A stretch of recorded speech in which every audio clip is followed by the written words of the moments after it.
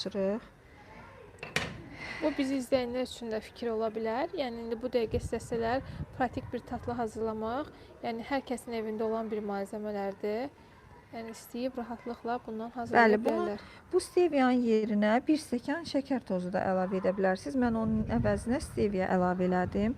Yəqin ki, pəhrizdə olan diyeta saxlayanlar steviyanı tanıyır.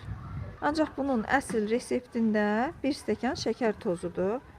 Mən özüm, yəni ailəmiz üçün hazırlayıram. Ona görə fikirləşdim ki, bu dəfə mən bunu stevia ilə hazırlayım. Həm də hər kəsin yeyə biləcəyi bir resept olsun.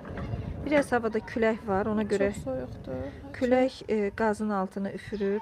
Bu səs, gürültü səsi gəlir, yəni onunla əlaqəlidir. Külək eləyir onu. İzləyicilərimizə salamlayırıq. Kim hansı bölgədən bizi izləyirsə, kommentlərdə yazsınlar. Bilək ki, hansı bölgədən bizi izləyənlər var. Nə pişirməyimizi istəyirsinizsə, onu da yazıb göndərsəz sevinərik. Bəli.